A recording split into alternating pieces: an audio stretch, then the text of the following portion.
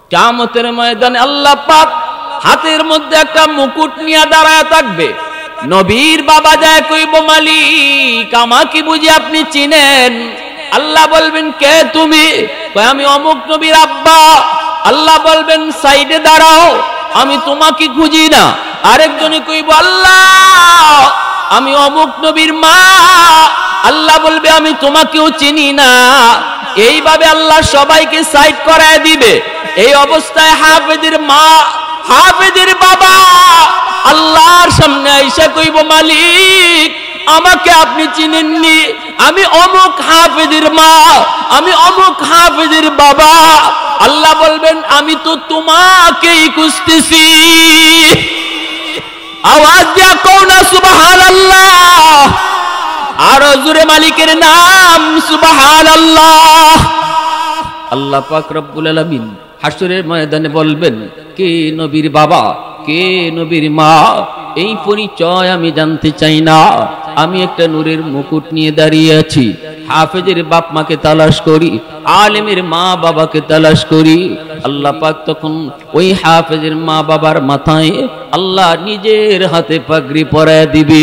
হাদিস শরীফে আল্লাহর রাসূল বলেন, মান কারা আল কোরআন ওয়া আমিলা বিমা ফিহি উলবিস ওয়ালিদাহু তাজান ইয়াউমাল কিয়ামা দাউহু আহসানু মিন দাউইশ শামস।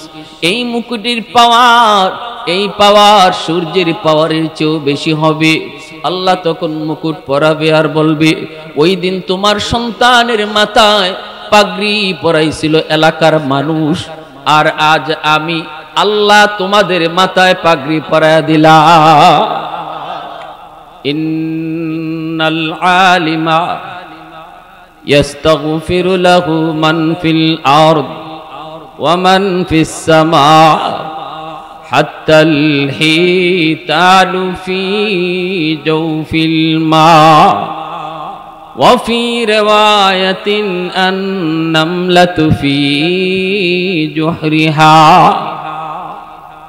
আল্লাহর নবী বলেন, উম্মতের দল, আসমান জমিনের ভিতরে যত মাখলুক, এই যে গর্তের পিপিলিকা বলো, পানির নিচের মাছ বলো, জঙ্গলের বাঘ ভাল্লুক বলো, গাছের পাতা বলো, মাটির বালির কণাগুলি বলো, নবীজি বলেন এই সব কিছু 24 ঘন্টা মাদ্রাসার জন্য আল্লাহর দরবারে দোয়া করতে থাকে। নবীজি বলেন, একজন হাফেজ কোরআন, একজন আলেমের জন্য ছোট্ট একটা বাবু, যেই বাবুটাকে মাদ্রাসার উদ্দেশ্যে মাত্র মা রওনা দিয়ে দিল, বাবা হাত ধরে মাদ্রাসার উদ্দেশ্যে সন্তানকে নিয়ে রওনা দিল। নবীজি বলেন, তোমরা দেখতেছো ছোট্ট বাবু, কিন্তু আল্লাহর কালাম সিনায় নেওয়ার নিয়তে ঘর থেকে বের হওয়া মাত্রই তার জন্য গর্তের পিপিলিকাও আল্লাহর কাছে দোয়া করে। এমনকি পানির নিচের মাছ। হাদিস শরীফে আল্লাহ নবী এমন বলেন, মুহাদ্দিসিনে কেরাম হাদিসের ব্যাখ্যায় লিখেন, কেন তারা এইভাবে দোয়া করবে? মাছে কেন দোয়া করবে? পিপিলিকা কেন দোয়া করে? গর্তের পিপিলিকা কেন আলেমের জন্য দোয়া করে? হাফেজ কোরআনের জন্য দোয়া করে? কেন মাদ্রাসার জন্য তারা দোয়া করে? কারণ হলো যতদিন পর্যন্ত মাদ্রাসা থাকবে, যতদিন পর্যন্ত কোরআনের আওয়াজ জমিনের ভিতরে চলবে, ততদিন পর্যন্ত আল্লাহ জমিনকে গজব থেকে হেফাজত করবে। পিপিলিকা কয়, মালিক এই জমিনে বেঁচে আছি ওই মাদ্রাসার ছোট্ট বাবু হাফেজ কোরআনের উসিলায়। পানির নিচের মাছে কয়, আল্লাহ এই মাদ্রাসার উসিলায় আমি মাছ পানিতে এখনো বেঁচে আছি, নয়তো এই জমিনে যেই পরিমাণ গুনাহ হয়, যেই পরিমাণ অন্যায় হয়, যেই পরিমাণ অপরাধ এই জমিনের ভিতরে হয়, বহু আগেই তোমার গজব এসে জমিন ধ্বংস করে দিত। আর এই গজবের ভিতরে আমি মাছও পড়ে যেতাম, এই গজবের ভিতরে আমি পিপিলিকাও পড়ে যেতাম। আল্লাহ এই গজব থেকে তুমি জমিনকে বাঁচায় রাখছো, যার খাতিরে আমি মাছ বেচে আছি, আমি পিপিলিকেও বেচে আছি। এই মাদ্রাসার উসিলায়, ওই হাফেজের উসিলায়, ওই আলেমের উসিলায় আল্লাহ ঘরে ঘরে তুমি হাফেজ কবুল করো। পিপিলিকাও এই দোয়া করে, গর্তের পিপিলিকাও এই দোয়া করে, জঙ্গলের বাঘ ভাল্লুক এই দোয়া করে, পানির নিচের মাছ মাছও আল্লাহর কাছে এই দোয়া করে। নবীজি বলেন, মানুষ তোমরা যদি মাদ্রাসার কদর না বুঝো, জঙ্গলের বাঘ ভাল্লুকটি কি বুঝে? ঠিক না? জোরে বলেন। একজন হাফেজের মর্যাদা, এই যে একটা বাচ্চা এখন পাগড়ি নিল, আল্লাহর কালাম সিনার ভিতরে বাহাদুরি করে নেওয়া যায় না। ঠিক কিনা? জোরে কোন। আমি শিল্পপতি, টাকার কোনো অভাব নাই, অভাব নাই, আমার পোলারে হাফেজ বানাইমু এমন সাহস কারো নাই। টাকার জোরে হাফেজ বানানো যায় না, ক্ষমতার জোরে সন্তানের সিনায় কোরআন দেওয়া যায় না। যদি আল্লাহ দয়া করে সিনার ভিতরে কোরআনকে আমানত না রাখে, রিকশাওয়ালার সন্তানও হাফেজে কোরআন হয়ে যায়, কোটিপতির সন্তান হাফেজে কোরআন হতে পারে না, তাহলে বোঝা গেল এটা আল্লাহ পাকের একান্তই দয়া। ঠিক না? কোন সিনার ভিতরে আল্লাহ তার কালামকে আমানত রাখবে, কার বুকের ভিতরে আল্লাহ তার কালামকে আমানত রাখবে, সেটা আল্লাহ নিজে চয়েস করে। এটা আল্লাহর নিজের চয়েস, আল্লাহর নিজের চয়েস। যার বুকটারে আল্লাহ পছন্দ করে, সেই বুকের ভিতরেই তার কালামকে আমানত রাখে। এজন্য সন্তান মাদ্রাসায় দিলেই শেষ না, মাকে বাবাকে চোখের পানি জড়ায় জড়ায় আল্লাহর দরবারে কাঁদতে হবে, মালিক আমার কাজ আমি করেছি, বাকিটা তোমার কাজ। ঠিক কিনা? জোরে বলো। আল্লাহ আমার কাম আমি করেছি। সন্তান হাতে ধরে মাদ্রাসার বারান্দায় এনে ভর্তি করায় দিছি, এইবার তার সিনায় তোমার কালাম আমানত রাখা, সেটা তোমার কাম। চোখের পানি জড়ায় জড়ায় যেই বাবা যত কাঁদবে, যেই মা যত কাঁদবে, তার সন্তানের সিনায় আল্লাহ তত সহজে কোরআন রেখে দিবে। এ ভাই, সবকিছু বাহাদুরি করে হয় না। এজন্য আল্লাহ পাক রব্বুল আলামিন কিয়ামতের ময়দানে আল্লাহ পাক আজকে যেই ছেলেটা তার মাথার মধ্যে পাগড়ি পরলো, মাথায় পাগড়ি পরলো, আমরা তার মাথায় পাগড়ি পরায় দিলাম। আজকে আপনারাও দেখলেন, আপনারাও পাগড়ি পরায় দিলেন, কিন্তু ভালো করে মনে রাখবেন, তার ওই মা ওই বাবা, যেই মা যেই বাবা দুনিয়ার মানুষের তালে তালে পইরা সন্তানকে স্কুলে নিয়ে যায় নাই, সন্তানকে কলেজের দিকে নিয়ে যায় নাই, সমাজের আরো 20টা ছেলে, 50টা ছেলে, 90টা ছেলে স্কুল কলেজের দিকেই তারা গিয়েছে। মা বাবা স্কুল কলেজের দিকেই নিয়ে গেছে, ভবিষ্যতের চিন্তায় সরকারি চাকরি করবে, এইভাবে টাকা পয়সা কামাই করবে। সমাজ চলতেছিল একদিকে, কিন্তু তার মা, ওই হাফেজ কোরআনের মা, তার বাবা সমাজের তালে তালে চলে নাই, আল্লাহকে খুশি করার জন্য দারুস সুন্নাহ মাদ্রাসায় ভর্তি করেছে। কারণ সন্তান হলো আখিরাতে বাপ মার পুঁজি। ঠিক কিনা? জোরে বলেন। সন্তান হলো আখিরাতের ময়দানে বাপ মার পুঁজি। এই চিন্তা করে যেই মা যেই বাবা সমাজের স্রোতের তালে তালে না চইলা উল্টা দিকে চললো, উল্টা দিকে চললো আল্লাহকে খুশি করার জন্য, কিয়ামতের ময়দানে আল্লাহ পাক হাতের মধ্যে একটা মুকুট নিয়ে দাঁড়ায় থাকবে। নবীর বাবা যায় কইব, মালিক আমাকে বুঝি আপনি চিনেন? আল্লাহ বলবেন, কে তুমি? আমি অমুক নবীর আব্বা। আল্লাহ বলবেন, সাইডে দাঁড়াও, আমি তোমাকে খুঁজি না। আরেকজনে কইব, আল্লাহ আমি অমুক নবীর মা। আল্লাহ বলবে, আমি তোমাকেও চিনি না। এইভাবে আল্লাহ সবাইকে সাইড করায় দিবে। এই অবস্থায় হাফেজের মা, হাফেজের বাবা আল্লাহর সামনে আইসা কইব, মালিক আমাকে আপনি চিনেননি, আমি অমুক হাফেজের মা, আমি অমুক হাফেজের বাবা। আল্লাহ বলবেন, আমি তো তোমাকেই খুঁজতেছি। আওয়াজ দিয়া কও না সুবহানাল্লাহ। আর জোরে মালিকের নাম সুবহানাল্লাহ। আল্লাহ নামের ভিতরে কত মজা, কত মজা। ইব্রাহিম খলিল আল্লাহ নামের পাগল হয়ে তিনি খলিল হয়েছেন, বন্ধু হয়েছেন। ফেরেশতারা কয় আল্লাহ ইব্রাহিম তোমার বন্ধু হলো কেমনে, ইব্রাহিম তোমার বন্ধু হলো কেমনে? আল্লাহ কয় পরীক্ষা করতে চাও বুঝি? বলে হ্যাঁ। কয় তাহলে যাও, আমার খলিল ছাগল রাখালি করে, মরুভূমিতে আমার খলিল আমার বন্ধু ছাগল রাখালি করে, পরীক্ষা করতে মন চায়, যাও যায় পরীক্ষা করো। আল্লাহু আকবার। মানুষ রূপী ফেরেশতা ইব্রাহিম খলিলের পাশ দিয়ে চলে যান, আর আল্লাহ পাকের নামের একটা জিকির করেন, সুবহানাজিল মুলকি ওয়াল মালাকুত যাল ইজ্জতি ওয়াল আজমতি ওয়াল কিবরিয়া ওয়াল জাবারুত। এত সুন্দর করে আমার আল্লাহর নাম, ফেরেশতা মানুষ রূপী তিনি এইভাবে আল্লাহর নামটা জপে জপে যাইতেছেন। ইব্রাহিম খলিলের কানের মধ্যে আল্লাহ পাকের নামের আওয়াজটা আসা মাত্রই দৌড় দিয়া পাগলের মতো ওই মানুষ রূপী ফেরেশতার কোমর জড়ায় কয়, কে গো তুমি?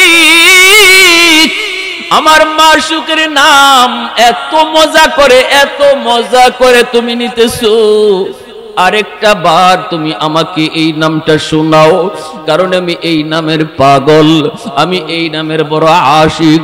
ফেরেশতায় কয় বিনিময় লাগবে, বিনিময় ছাড়া আমি এই নাম কাউকে শোনাই না। ইব্রাহিম খলিল কয় আমার ছাগল পালের অর্ধেক ছাগল দিয়ে দিব, বিনিময়ে শুধু আমার আল্লাহর নাম একবার শোনাও। ফেরেশতা কয় সুবহানাজিল মুলকি ওয়াল মালাকুত যাল ইজ্জতি ওয়াল আজমতি ওয়াল কিবরিয়া ওয়াল জাবারুত। অর্ধেক ছাগলের পাল ইব্রাহিম খলিল দিয়া দিলেন। এইবার ফেরেশতা আবার চলে যেতে চায়, ইব্রাহিম খলিল যেতে দেন না। আবারও কোমর জড়ায় ধরে কয় ভিক্ষা চাই, আরেকটা বার এই নামটা শোনাও। এই নামের ভিতরে এত মজা, এই নামের ভিতরে এত মায়া, এই নামের ভিতরে এত জাদু, এই নামের ভিতরে এত আকর্ষণ, আকর্ষণ। আরেকটা বার তুমি আমাকে আমার মাশউকের নামটা শোনাও। ফেরেশতা তখন কয় বিনিময় লাগবে। ইব্রাহিম খলিল কয় আমার ছাগল পালের বাকি অর্ধেক দিয়া দিলা। ফেরেশতা বিনিময়ে আরেকবার নামটা শুনে দিলেন। এইবার ফেরেশতা চলে যেতে চান, ইব্রাহিম খলিল যেতে দেন না। আবারও কোমর জড়ায় কয় আরেকবার শোনাও। ফেরেশতায় কয় এখন কি দিবেন? এখন তো কিছুই নাই, দিবেন কি? বিনিময় ছাড়া তো আমি নাম শোনাই না। ইব্রাহিম খলিল কান্দে, চোখ দিয়া পানি ঝরে, আর কয় কে গো তুমি? চিনি না, জানি না, তবে শোনো, আরেকবার যদি এই নাম আমাকে তুমি শোনাও, তাহলে আমি ইব্রাহিম সারা জীবনের জন্য তোমার গোলাম হয়ে যাব। এরপরে আওয়াজটা আসতে হইছে সুবহানাল্লাহ। হয় না আরো জোরে সুবহানাল্লাহ। ওয়াহদত কি হিফাজত নেহি বেকুওত বাজু,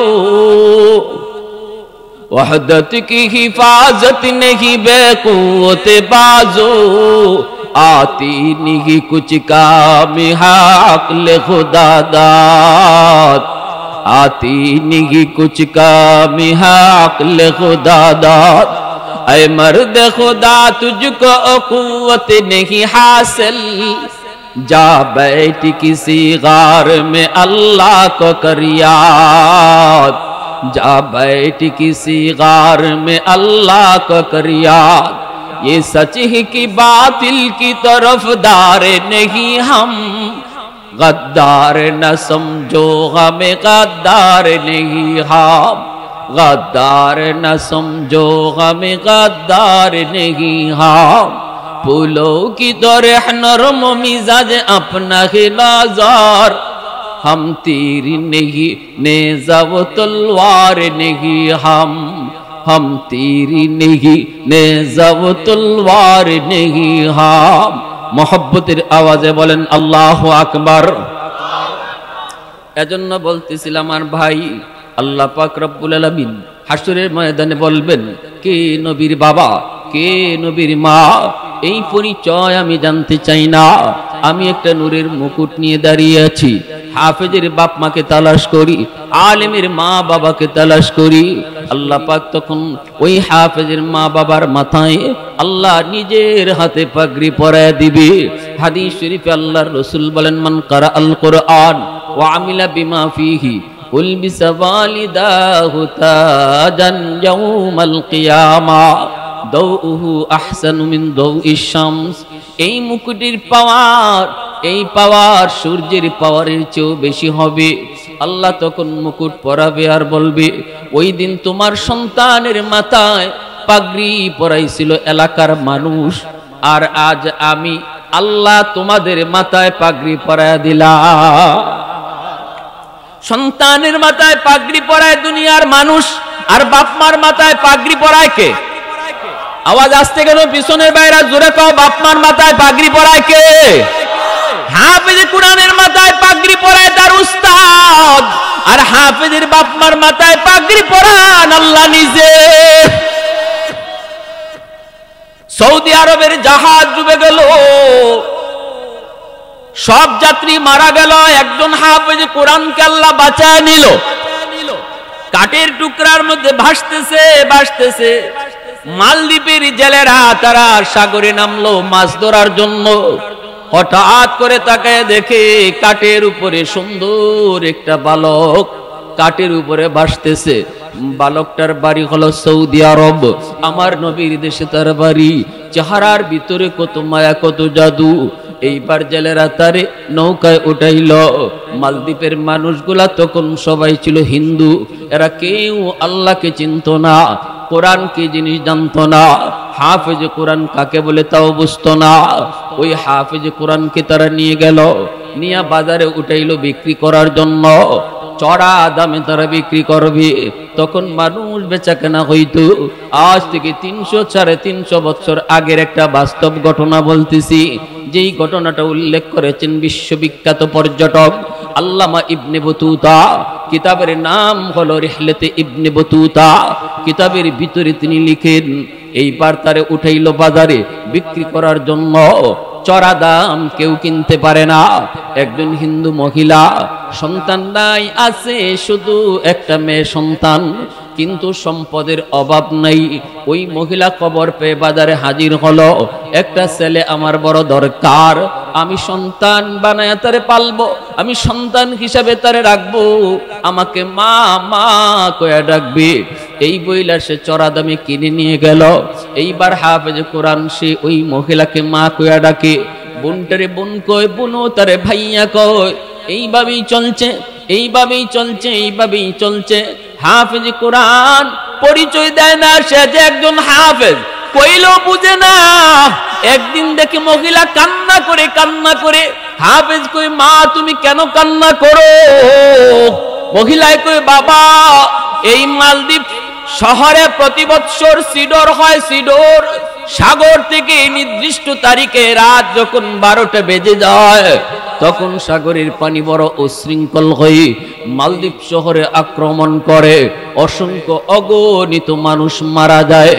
বাদশাহ জ্যোতিষীদেরকে বলল, জ্যোতিষী বিদ্যা পরে দেখো কেন এমন হয়। গণকদেরকে বলল, গণনা করে বের করো। জ্যোতিষীরাও বলল, গণকেরাও বলল, এটা একটা খবিস খারাপ জিনের কারসাজি। এই খারাপ জিন এমন কাজ করে, এই জিনের কাজ থেকে, এই জিনের ক্ষতি থেকে যদি মালদ্বীপ শহরকে বাঁচাইতে হয়, তাহলে এই জিনটারে ভোগ দেওয়া লাগবে। ভোগ কিসের ভোগ? ওই সুন্দরী একটা মেয়েকে প্রতি বছর ওই তারিখে, যেই তারিখে সিডর হয়, ওই তারিখে সাগরের পারে যে একটা রাম মন্দির, ওই রাম মন্দিরে যদি একটা সুন্দরী কুমারী মেয়েকে রেখে দেওয়া হয়, তাহলে আর সিডর হবে না। কিন্তু সকালবেলা মেয়েটাকে জীবিত পাওয়া যাবে না, জিন মেয়েটাকে মেরে ফেলবে। বাদশা হুকুম জারি করলো, বৃহৎ স্বার্থে ক্ষুদ্র স্বার্থের জলাঞ্জলি। আমার মালদ্বীপে যত সুন্দরী কুমারী মেয়ে আছে তাদের তালিকা তৈরি করো, প্রতি বছর লটারি দেওয়া হবে। লটারিতে যখন যেই মেয়ের নাম উঠে তাকেই এই রাম মন্দিরে রেখে দেওয়া হবে। ও বাবা, এই বছর লটারিতে আমার একমাত্র মেয়ে যে তোমার ভাইয়া কইয়া ডাকে, আমার একমাত্র মেয়ে যে আমার ঘরের সন্তান, তুমি তো আমার পালক, আমার কলিজার টুকরা মেয়ে, মেয়েটার নাম লটারিতে উঠে গেছে। আমারে তারা জানাইলো সন্ধ্যা হওয়া মাত্রই তারা আসবে, আইসে আমার মেয়েটাকে নিয়ে যাবে, মন্দিরে নিয়ে রেখে দিবে, জিনে মেয়েটাকে মেরে ফেলবে, সিডর হবে না, কিন্তু আমার মেয়ে জীবিত থাকবে না, মেয়েটাকে মেরে ফেলবে। বল বাবা, কেমনে আমি মা সেটা সইতে পারবো? এত আদর, এত সুহাগ, এত মায়া করে যেই মেয়েটাকে বড় করলাম, আজকে আমি মার চোখের সামনে সে মৃত্যুর কুলে যাবে, রাম মন্দিরে এসে যাবে, জিনের ভুগ হবে, আমি মা সেটা কেমনে মেনে নিব? এজন্য কান্না করি। হাফেজে কোরআন কয়, মা তুমি কোনো টেনশন করো না, সমাধান আমি দেব। একটু আওয়াজ দিয়ে কও না সুবহানাল্লাহ। মা তুমি টেনশন করো না, আমার বোনের কোনো ক্ষতি হতেই দিব না। বোনটারে নানার বাড়ি পাঠায় দাও, আর বোনের কাপড় চোপড় আমাকে পরাইয়া মেলুক বানাইয়া পালঙে বসায় রাখো। আমার দাড়ি উঠে নাই, মুছ উঠে নাই, মেলুকের পোশাক পরে যদি বসা থাকি আমাকে মেলুকি মনে করবে, আমাকে ওরা মন্দিরে যে রেখে দিক, আমি বুঝবো কি হয় না হয়। মহিলা কই না বাবা, তোমাকে বড় শোক করে আমি এনেছি, আমি তোমাকে পালবো, বড় করব, তুমি আমাকে শেষ বয়সে দেখাশোনা করবে, আমি তোমাকে হারাতে পারবো না। হাফেজে কোরআন কয়, মা তুমি টেনশন করো না, সিডোর আমার কোনো ক্ষতি করতে পারবে না, জিনে আমার কোনো ক্ষতি করতে পারবে না, কারণ ওই সিডোরের পাওয়ারের মধ্যে যত পাওয়ার, জিনের কাছে যত পাওয়ার, এর চেয়ে হাজার পাওয়ার আল্লাহ পাক আমার সিনার ভিতরে 30 পারা কোরআন রেখে দিয়েছে। একটু আওয়াজ দিয়া কও না যুবক সুবহানাল্লাহ। মা কোন টেনশন তুমি করো না, টেনশন করো না। মহিলা হিন্দু মানুষ, কোরআন কি জিনিস বুঝে না, হাফেজে কোরআন কারে কই তাও বুঝে না, তা কি কও বুঝি নাই। হাফেজ সাহেব কয়, মা তোমার বুঝতে হবে না, যা বলিতাম তুমি করো, বোনটারে নানার বাড়ি পাঠায় দাও।